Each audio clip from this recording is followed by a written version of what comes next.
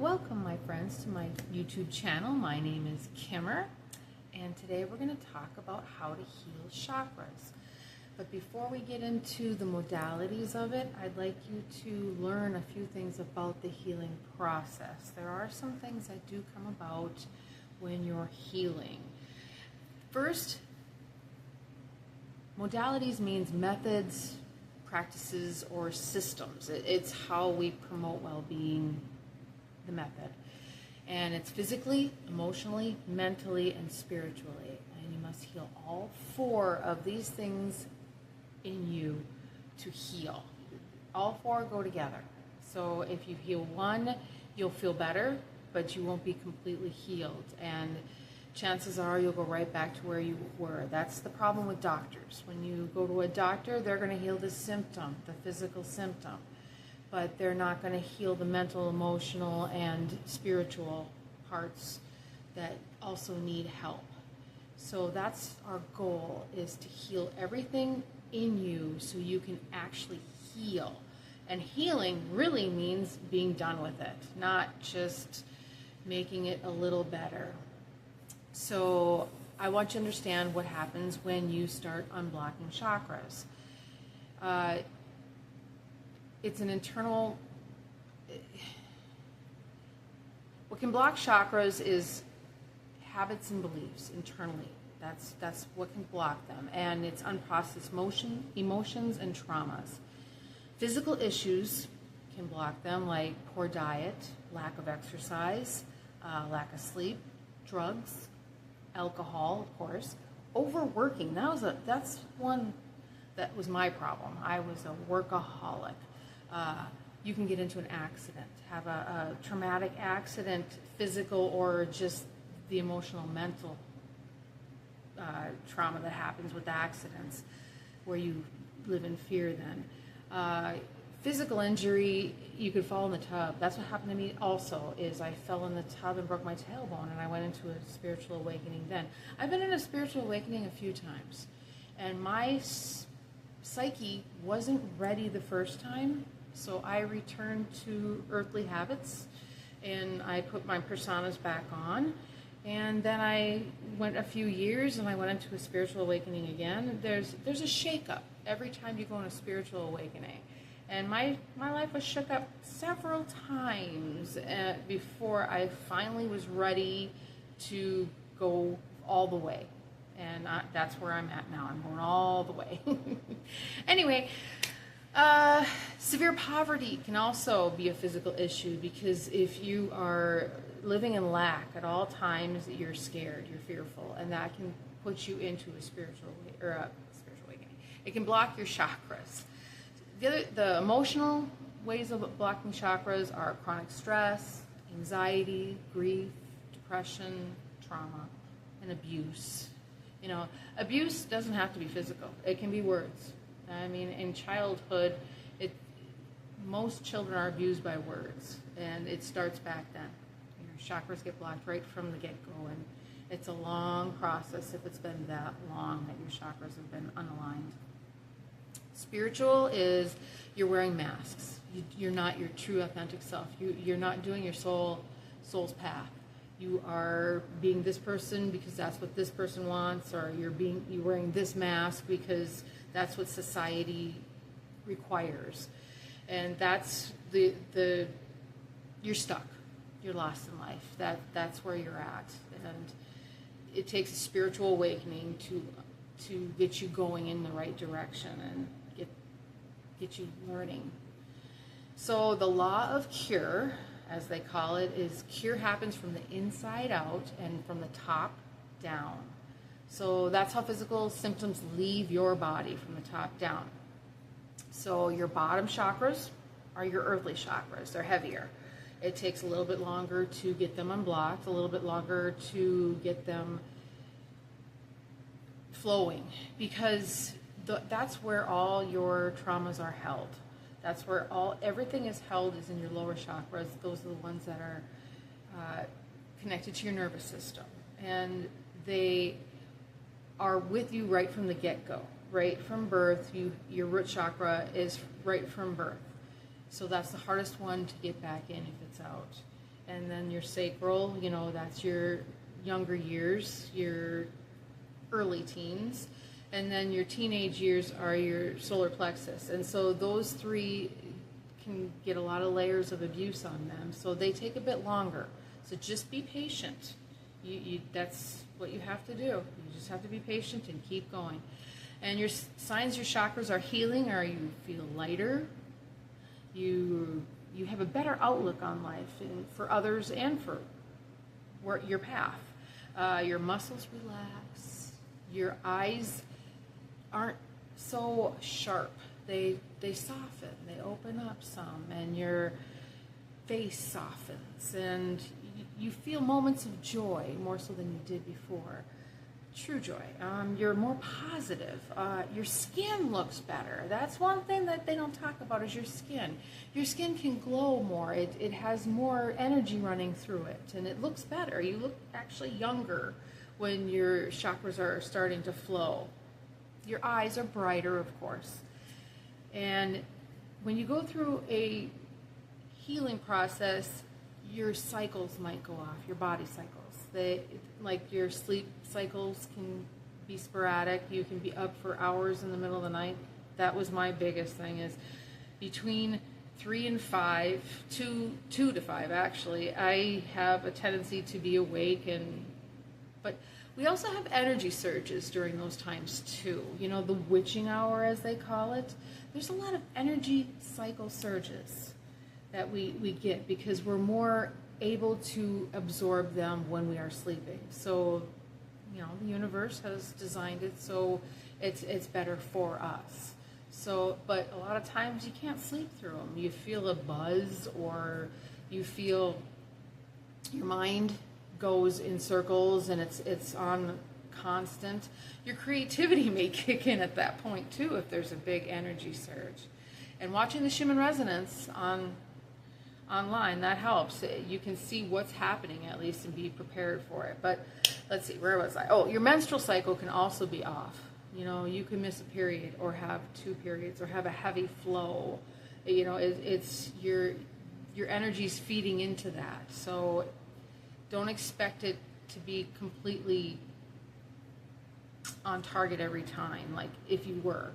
Your appetite may fluctuate. You could be really ravaging hungry, and you might want all sugar at one time, and then the next time you want all protein, or all of a sudden you feel like you want veggies.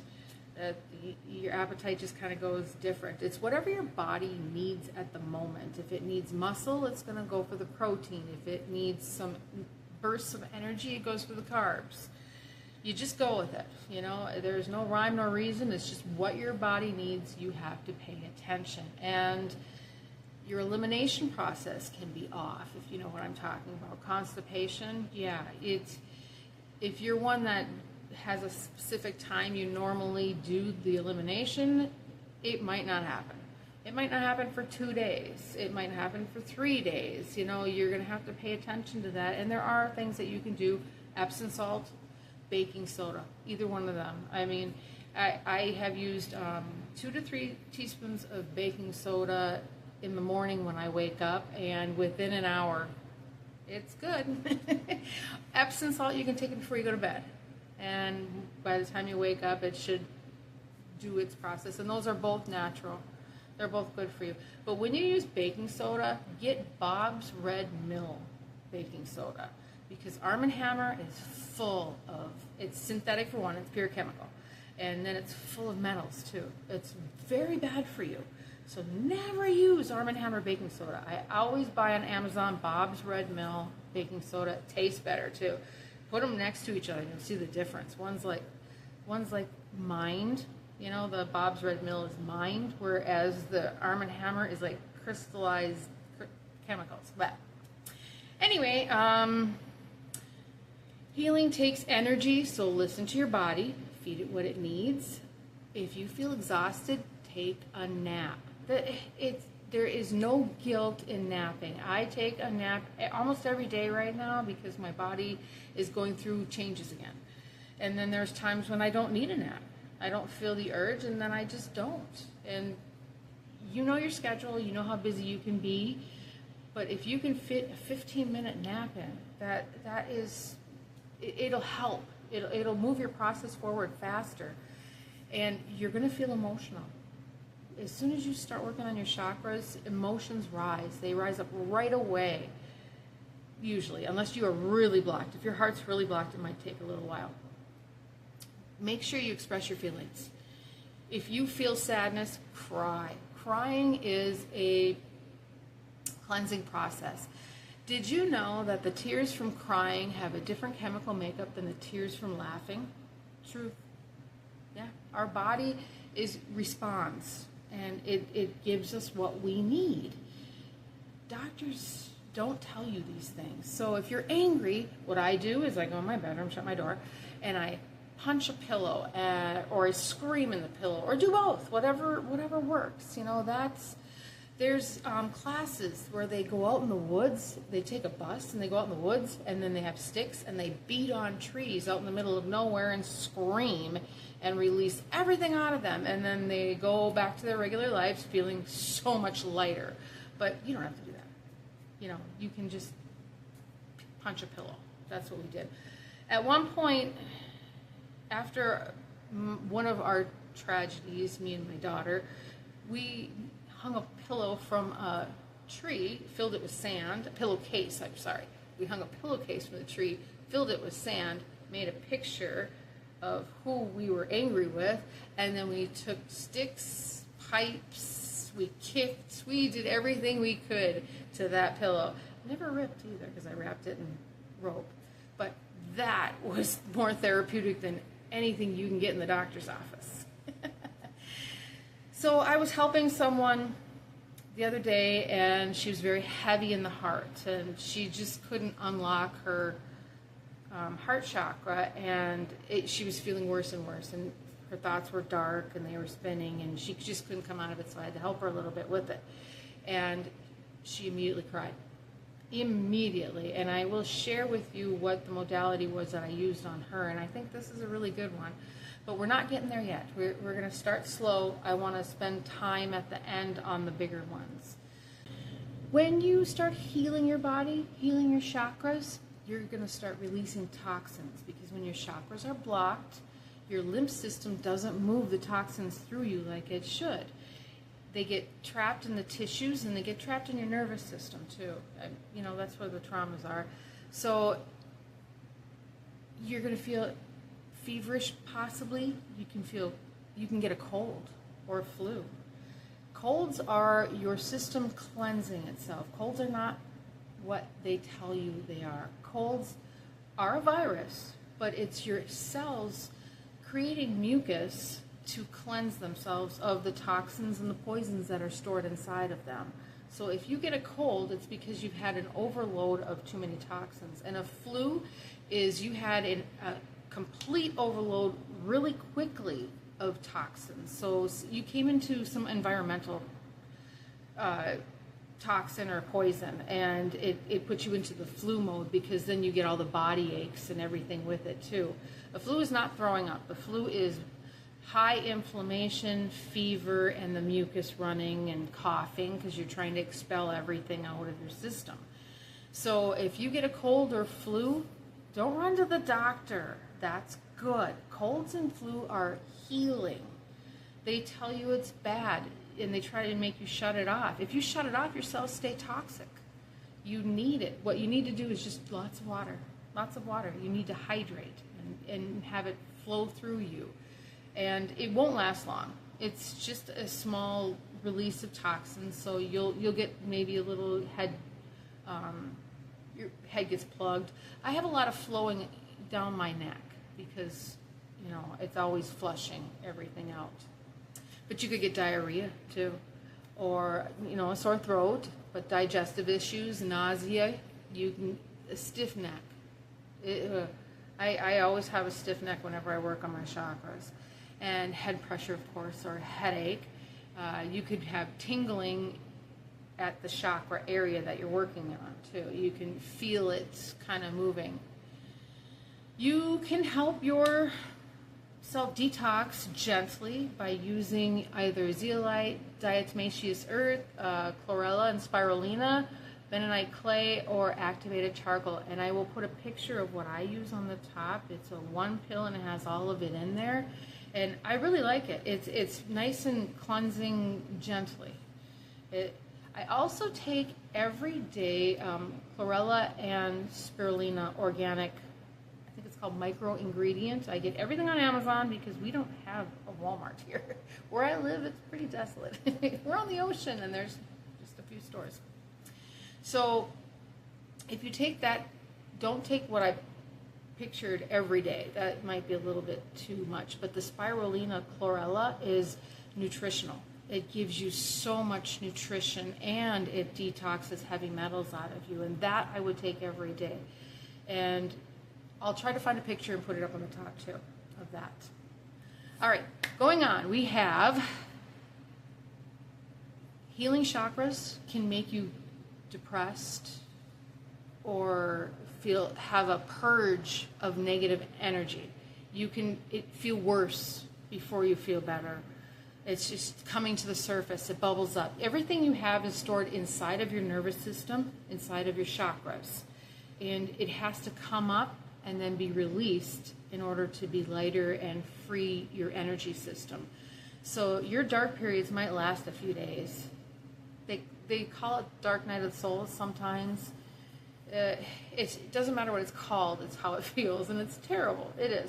But no, it only lasts a couple days and you feel better afterwards.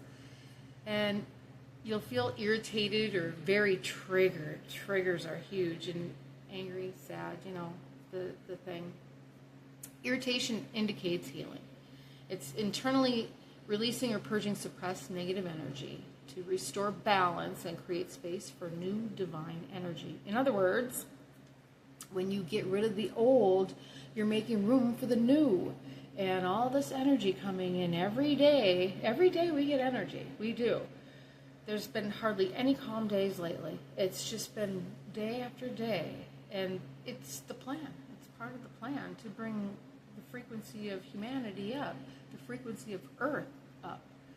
So you need to get rid of the old that no longer serves you and keeps you in a negative place, and so you can absorb the new. And be patient. It takes time. This all takes time. Healing chakras is not a one and done. You're going to have to do it several times, if not more. I do it all the time. Like I told you before,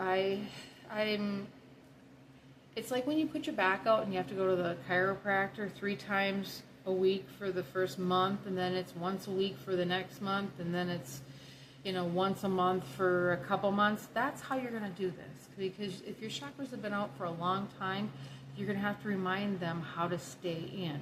And you're continually clearing out old clutter. And you might take the same trauma and you might have to release it 5-6 times. It depends on how bad the trauma is, how deep it is, and how many times things have happened to you. We have been through a lot as humanity. We have been through a lot of cruelty, a lot of narcissism, a lot of just awful things. We've taken on some personas that didn't serve us well, and we have to release all that. You have to own what you did, if you did something, and you have to understand that this will make you feel better if you just face reality. Most people don't want to live in the real world. They want to live in the world that they made up in their mind. If you live in the real world, the rewards are much greater, much greater.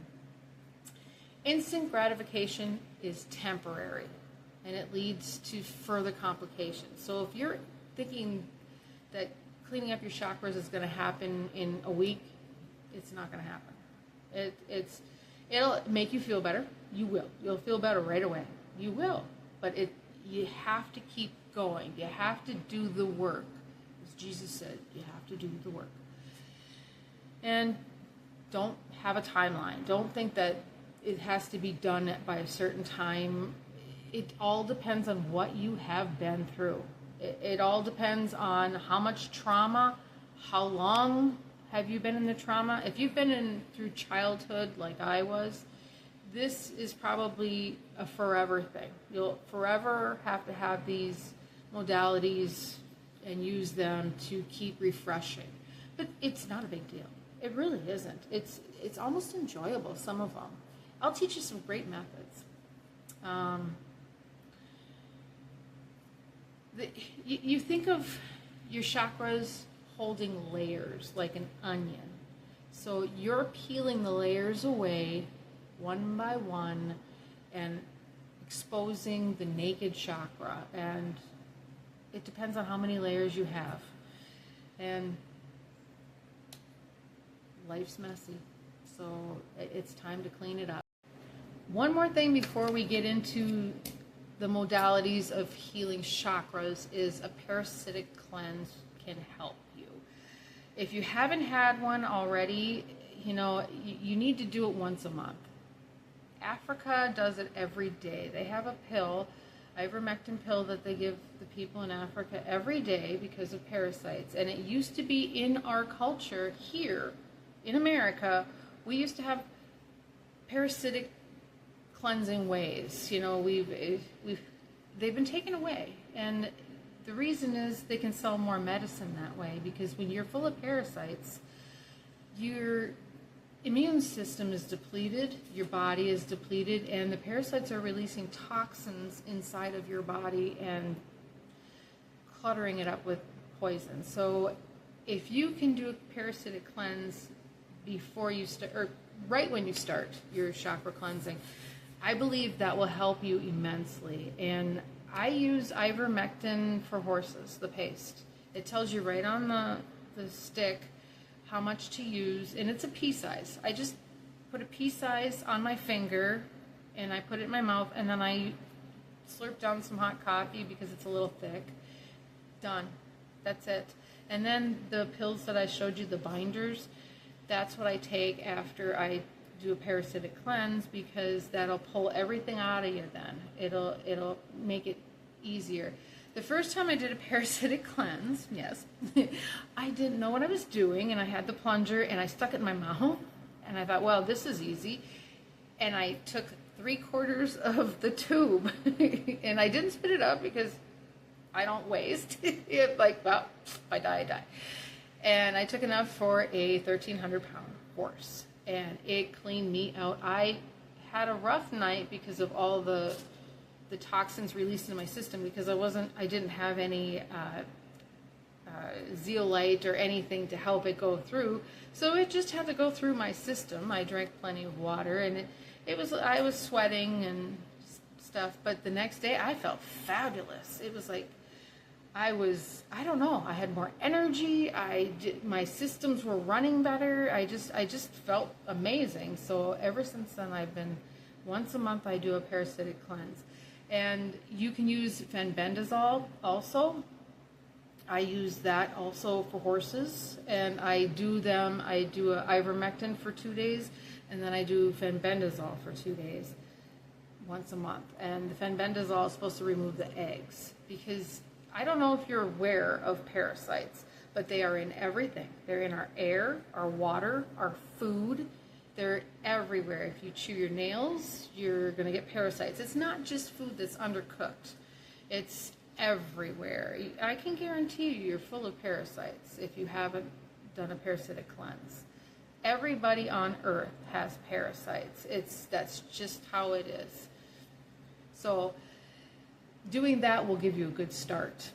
Okay, on to the healing modalities for your chakras. The first one is color. You match the color with the chakra in need of healing. Like, for instance, the root chakra is red. So you can wear red that day. And it's more effective if you wear the color on the part of your body that has, the chakra in it. Like that would be pants or shorts. You can wear red underwear. Gemstones and crystals, the color is the frequency most of the time, but there are crystals that have a frequency that is for the chakra that isn't the color, but most of the time they're the same color. Like a ruby would be for the root chakra. I use colored lights in my room. I have a strip of LED lights that have the remote control and has all the colors. I know LED lights are bad for you, but again, we don't have much of a choice because they've taken away everything that's good for you. So I just use them. You know, lesser of two evils, I guess. But it enters your eyes and it cleanses your chakras, or helps with it. You know, it doesn't cleanse them. That isn't the one and done. It's just part of it. I use many methods to get it done. I don't just use one. You know, there's a lot of things to do. They used to, in the old days, have the colored windows, you know, the stained glass windows in the churches. That was for chakra cleansing. And then they had the organs and the bells, and that was sound healing. The churches were in the middle of every town, and they were made to clean everybody's chakras, to keep them healthy, and that strengthens the immune system. And every Sunday, that's what they did. The people would go to church, they'd be a community, they'd go together, and they'd be in the stained glass with the sun shining in the windows, and they'd have the bells going, and then the church music with the organs would play. And then they outlawed the bells, and they took out the organs, and they made churches less beautiful. They made them sheds, a lot of them. So you can see where there's a plan there. Anyway, going back to color, eating foods that are colored, like a red apple or a tomato for your root chakra. That works also. Colored water. This one I didn't know about until I started researching for this paper, for this video. You put a scarf or cloth over a glass of live water. I distill mine. You don't drink tap water, not ever. They have so much bad things in there, and it's sewage water. So if you have tap water, distill it. You wouldn't believe what's left in there. Anyway, you put it in the sun for a couple hours with the color over it, and the frequency goes into the water. And then it's colored water for your chakra. Ta-da! It's live colored water. So that's about it I have for color. The next one is tapping or acupuncture. Now, acupuncture, it uses direct stimulation of energy centers to move currents up and down the body. And you know what acupuncture is. It's the little pins that go into the points. But you have to have, you know, a professional do it. You don't do it yourself. So unless you have that at your, you know, disposal, and it costs money, tapping is free. So tapping is kind of the same thought process. You tap to move the energy. It frees it. So if you just take your fingers and tap, and I'm doing it on my heart chakra, or you can do it on your throat, or you can do it on your third eye, and tap for a while. It's not just a couple taps and you're done. You've got to do it for probably 10 minutes, 10, 15 minutes. Sit and watch TV and tap. It'd be better if you did it while you were meditating and focusing on the tapping. Because whenever you meditate and you focus your mind on a part of your body, you're pushing the energy there. You're pushing energy to heal. So tapping's a good thing. I don't do enough of it. I never think of it until I start reading my papers. And then it's like, oh yeah, tapping. Yoga is body meditation. It's using your body to meditate, and it brings together physical and spiritual properties, and it releases tension. It helps connect you to your inner self. It relaxes the body, and certain poses help certain chakras. It must be a frequency thing. It didn't say in my research, but I'm assuming that's what it is. I love yoga. I absolutely love yoga. It's so freeing for me. So if you want something different and you never tried yoga, I guarantee you'll love it. Just find yourself a page on Google where it shows poses, and then try and do them. And get some nice music in the background. It is so relaxing and feels so good. Reiki is hands-on. It's hand healing, and I'm going to teach you hand healing later, not in this video. Reiki is a holistic practitioner, uses hands and channels energy to identify and release the flow of energy that is blocked. Now, I studied Reiki, and I think there's a lot of politics involved in it because you have to be certified through the government in different ways, and there's a lot of things in there that I questioned. So I studied Reiki, and I studied energy healing, and I kind of put them together to do my own thing. So I'll talk to you about that later. Chakra breathing, or pranayama, it's breath regulation. It's used in yoga meditation. It's been used for hundreds of years. And this is what you do to breathe. Okay, so we don't breathe deep enough. That's the whole point of this. We're all turned into shallow breathers, and you cannot remove toxins or absorb enough oxygen that way, and it calms the nervous system. Breathing resets your nervous system, plain and simple. So to do pranayama, you breathe in through your nose, and you do it quick, 2 quick whiffs, and then you hold it for 7 seconds, and then you breathe out slowly through your mouth, pursing your lips. Don't just let it out quick, slow, because the slower you breathe out, the calmer it makes you. If you breathe in quick and out slow, you're calming your nervous system. If you breathe in slow and breathe out quick, you're energizing your nervous system. And if you're like me in fight or flight, you want to do the long exhales. But especially meditation or chakras, you need to calm your system so it can heal. So you want to do the longer exhales. It is so good for you. And when you exhale, you are actually releasing acid and toxins, because there's 4 ways to release acid and toxins. It's urination, defecation, perspiration, and respiration. So those are the 4 ways. So breathing is very important, and you'll find that the people that are deeper breathers who can release all the way out live longer. Their systems don't break down as quick. They don't age as fast. It's the shallow breathers that age and wrinkle up, and because of the acid in their system and the toxins, and their systems just are weaker. All right, candle meditation. So you're supposed to sit in front of a candle, comfortably, relaxing, and you deep breathe doing that pranayama, and you focus on the flame. And this is really good for your sacral and your solar plexus, the 2nd and 3rd chakra. And you can state your intentions or what you want to hope to achieve with your healing. You know, you can look up affirmations. That's what I do. I look up affirmations online, and I stare at them and read them. The color is there on the background. You can do, you Google affirmations for sacral, and the color will be orange, and then there'll be all these affirmations written.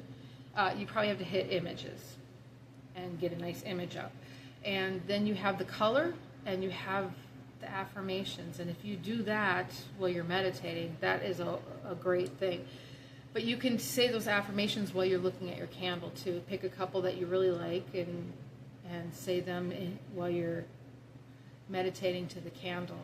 I love going outside and meditating to the candle at night, listening to the crickets and the cicadas and, you know, whatever is out there, and just having that candle flicker. That's very relaxing. That's a nice meditation. There's all kinds of meditations that you can do. So meditation is just calming.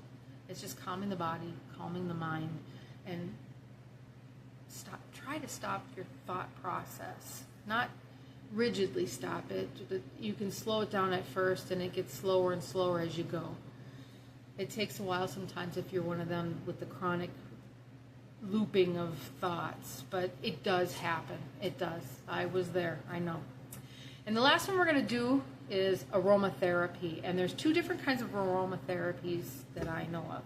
Flower essence, that was a new one for me too. A couple years ago. They're called mother tinctures. I love that word tincture. You soak flowers in live water, not tap water, but either distilled or lake water or something, in the sun for several hours. And then you can drink them. And you can order them. They have them on Amazon, and it's called Bach Flower Remedies, if you want to look it up, if you want to. And he has a ton of them for all kinds of different ailments and things. And I didn't look to see if they had it for specific chakras, but if you're interested, you can do the research. And essential oils is the last one. I love essential oils. I have a ton of them. They have vibrational energies which correlate with your chakras or other things in you. So you massage a drop of essential oil on the chakra, on the location of the chakra. You can spritz it or you can diffuse it. And you know, there's candles that have the scent too. I'm going to let you look up what oils correlate with what chakras. It's really easy to do. It's just, it takes me so much time to get all that information together. I chose not to do the essential oils because, you know, a couple places, they were different. Frankincense is, I think, for all the chakras. Lavender, sage, those 3 are my main ones that I use. And also eucalyptus. I love eucalyptus in my bath. But you can look it up. Do your own research. It's real easy. As long as you know what to do, then you can research it and go even further than what I'm telling you. Because I'm just touching on everything, and I'm hoping that this will ignite something in you to go look for it. But we're going to end that right now because I don't want to make this video too long. So the next video will go on to the next modality of healing. I believe I'm going to do the last one is going to be the energy with your hands healing. I'll teach you how to do that on the last one because that one's going to be a long one. Alrighty, well, thank you for watching, and I hope to see you next time. And